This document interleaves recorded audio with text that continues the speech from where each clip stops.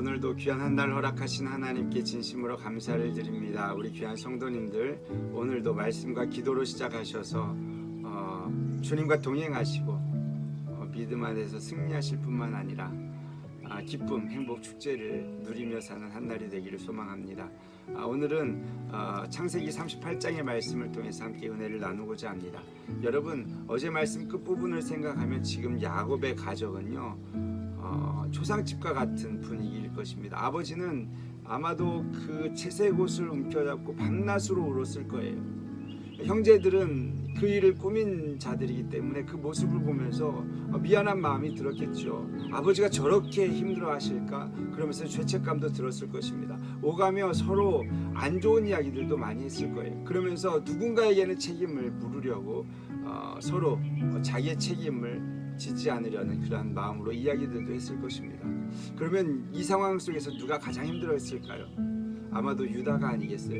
유다로 인해서 요셉이 구덩이에서 나오긴 했지만 결국 유다의 제안 때문에 이 요셉이 멀리 떠나갔기 때문에 마음이 편치가 않은 거예요. 쉽게 지금의 표현으로 말하자면 유다에게 멘붕이 온 거예요. 이걸 어떻게 우리 극복할 수 있을까 고민하다가 더 이상 내가 이 집에 있어서는 안 되겠다. 도저히 힘들어서 살 수가 없다. 그런 마음으로 아마 집을 나간 것 같아요. 그래서 1절에 보면 그가 형들과 함께 있지 아니하고 떠났다라는 표현을 합니다. 1절 보실까요? 그 후에 유다가 자기 형제들로부터 떠나 내려가서 아둘람 사람 히라와 가까이 하니라. 이 아둘람이라는 지역에 가서 히라와 가까이 지내게 되는데 중요한 것은 2절에 그가 처음 했던 행동이 무엇이냐라는 것이죠. 2절 보실까요? 유다가 거기서 가나안 사람 수아라 하는 자의 딸을 보고 그를 데리고 동침했다라는 거예요. 여러분, 이것은 정상적인 결혼이라고 말하기 어렵습니다. 왜냐하면 지금 우리 족장 시대 아니에요. 하나님께서 아브라함에게 약속하셔서 그의 대를 이어 하나님의 축복의 민족을 이루기 위한 이야기들을 아마 유다는 어른들을 통해서 들어서 알았을 것입니다. 그러니까 함부로 쉽게 결혼할 수도 없는 것이었죠. 그런데 지금 이 가나안 지역에 가서 여인과 함께 결혼했다라는 거예요. 그래서 자녀를 낳았습니다. 세 자녀를 낳습니다. 첫째 아이는 엘, 둘째 아들은 오난, 셋째 아들은 셀라입니다. 그런데 이 자녀를 낳고 세월이 흘러 어느덧 이 엘이 장가갈 때가 되었던 것이죠. 그래서 아버지는 다말이라는 여인을 데려와서 엘과 함께 결혼을 시킵니다. 근데 문제가 생겼어요. 첫째 아들 엘이요 죽게 되었습니다. 근데 성경은 그의 죽음에 대해서 이렇게 이야기합니다. 한번 보실까요? 7절입니다. 유다의 장자 엘이 여호와가 보시기에 악함으로 여호와께서 그를 죽이신지라. 어떤 악인지 우리는 알 수 없지만 여호와 보시기에 악했다라는 거예요. 그 악으로 인해서 하나님께서 죽이셨다라는 것입니다.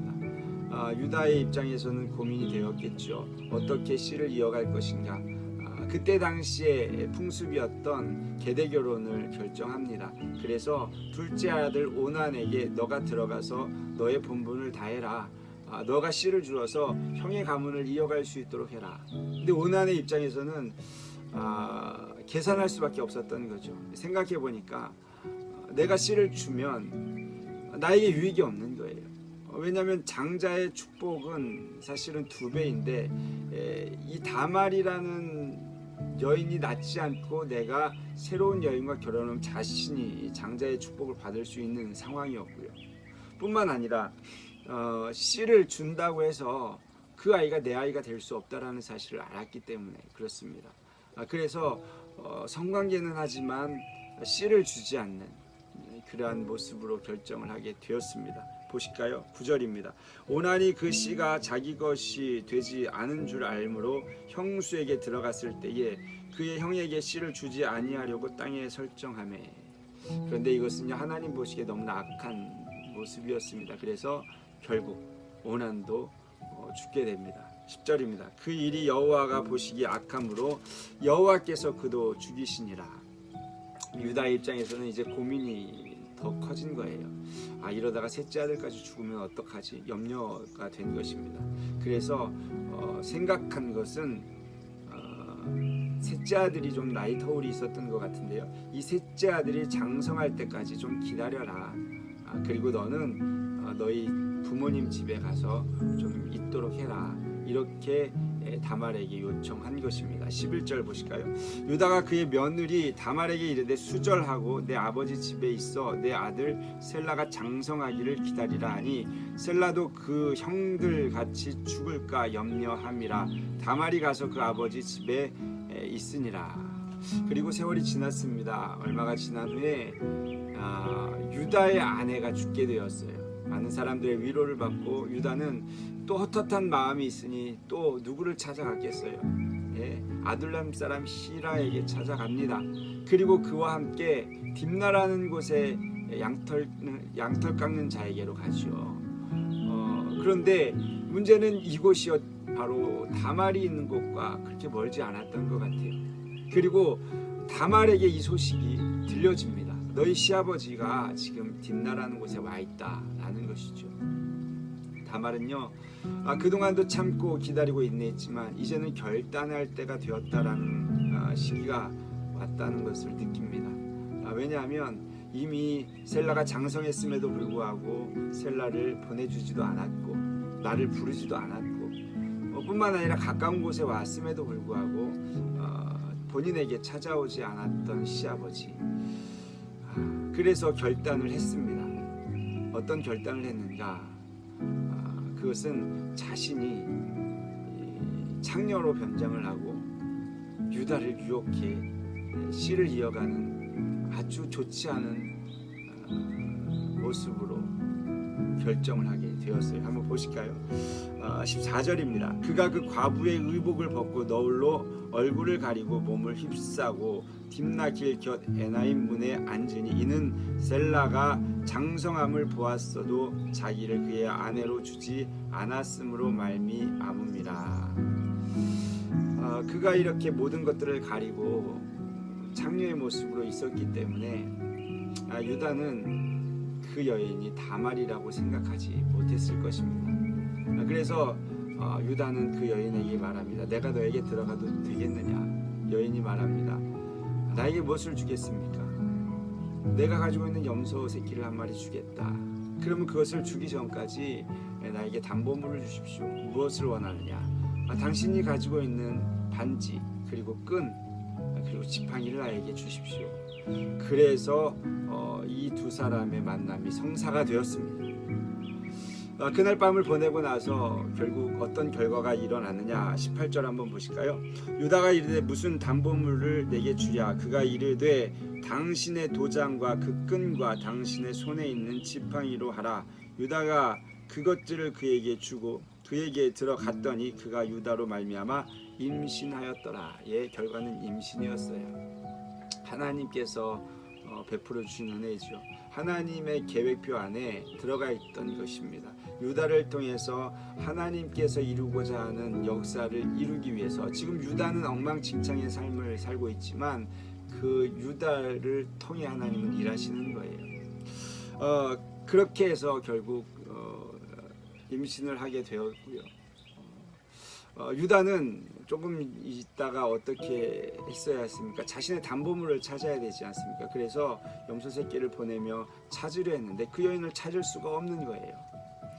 히라에게도 찾아봐 달라고 부탁을 합니다. 그래서 히라가 그 지역에 가서 묻지만 그 지역 사람들은 이곳에는 창녀가 없다라고 이야기하며 회신을 보내왔습니다.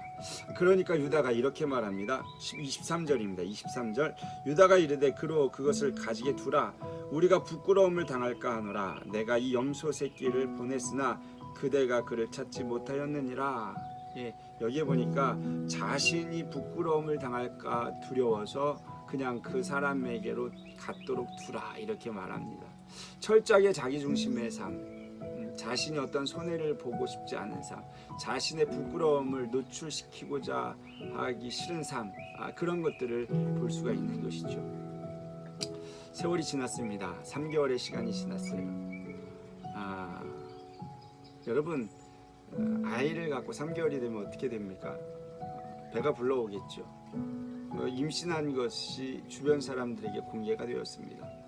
그래서 어떤 사람이요, 이 다말에 임신한 것을 유다에게 이야기합니다. 그러면서 그 여인이 부정한 행위한 것을 고발한 것이죠. 한번 24절 보실까요? 석 달쯤 후에 어떤 사람이 유다에게 일러 말하되 내 며느리 다말이 행음하였고 그 행음함으로 말미암아 임신하였느니라. 유다가 이르되 그를 끌어내어 불사르라. 유다의 표현 보세요. 그냥 놔둬도 돌 맞아 죽을 판인데 지금 직접 끌어내어 불사지르라 이렇게 표현하고 있어요. 얼마나 지금 악의 끝을 달리고 있는지를 우리는 볼 수가 있습니다. 그때에 다말이 어떻게 했겠습니까? 유다에게 사람을 보내어서 자신이 가지고 있던 담보물을 보여줍니다. 25절 보실게요. 여인이 끌려나갈 때에 사람을 보내어 시아버지에게 이르되 이 물건 임자로 말미암아 임신하였나이다. 청하건대 보소서 이 도장과 이 끈과 지팡이가 누구의 것이니까 한지라. 이것을 받아든 유다는 아마 망치로 머리를 한 대 꽝 맞은 기분이었을 거예요. 그리고 자신이 지금 어떠한 삶을 살고 있는지 깊이 생각하고 있지 않았을까 우리는 추측해 볼 수가 있죠. 결국 그는 이렇게 이야기합니다. 26절 같이 보십니다. 유다가 그것들을 알아보고 이르되 그는 나보다 옳도다. 내가 그를 내 아들 셀라에게 주지 아니하였음이로다 하고 다시는 그를 가까이 하지 아니하였더라. 여기 두 가지 이야기를 합니다. 첫 번째는요, 너 다말 네가 나보다 옳다. 여기 옳다라는 것은 의롭다라는 이야기죠. 그런데 여러분, 우리의 시각으로 보면 누가 옳습니까? 두 사람 다 옳은 모습은 아닙니다. 그렇잖아요. 시아버지를 상대로 자신이 창녀가 되는 모습으로 분장해서 아이를 가졌다는 거, 이거 누가 옳다라고 이야기하겠어요? 그런데 유다는 너의 중심이 옳다라고 이야기하는 거예요. 하나님께서 원하셨던 그 계보를 이어가려는 너의 마음, 하나님의 마음을 품고 행했던 너의 마음이 내가 셀라를 주지 않고 너를 외면했던 나의 모습보다 훨씬 옳다라고 이야기한 거예요. 그리고 또 한 가지 이야기하잖아요. 그를 가까이 하지 않았다. 더 이상 그와 이렇게 한 방을 쓰지 않았다라는 이야기예요. 더 이상 이러한 육체적인 즐거움을 갖지 않았다라는 이야기도 되겠죠. 또 한 가지 근친상 간의 죄를 계속 범하지 않겠다라는 그러한 뜻이기도 하겠죠. 어쨌든 유다는 이 과정을 통해서 새로운 변화의 시점을 맞이하게 됩니다. 자신이 과거에 어떠한 삶을 살았던 것인가, 그리고 그 과정 속에서 내가 무엇을 했던가 돌아보는 계기가 되었던 것이죠. 그리고 나서 결국 아이를 낳습니다. 아이를 낳는데 이 다말의 뱃속에는요 쌍태로 두 아이가 있었던 거예요. 이 두 아이도 서로 먼저 나오려고 서로 싸웠던 모양입니다. 먼저 첫째 아이가 나오려고 손을 내밀었어요. 사실 손이 먼저 나왔다는 것은 옳지 않죠. 머리가 나와야 되는데 손이 나왔을 때 산파가 그 손에 홍시를 메어둡니다. 그런데 둘째가 먼저 터뜨리고 나왔다. 산파는 이렇게 이야기해요. 29절 보실까요? 그 손을 도로 들이며 그의 아우가 나오는지라. 산파가 이르되 내가 어찌하여 터뜨리고 나오느냐 하였으므로 그 이름을 베레스라 불렀고, 그래서 그 이름을 베레스라 이렇게 이름을 지어줬다라는 것입니다. 첫째의 이름은 이 30절에 보는 것처럼 세라라는 이름을 지어주었어요. 여러분, 이 베레스라는 사람이 누구입니까?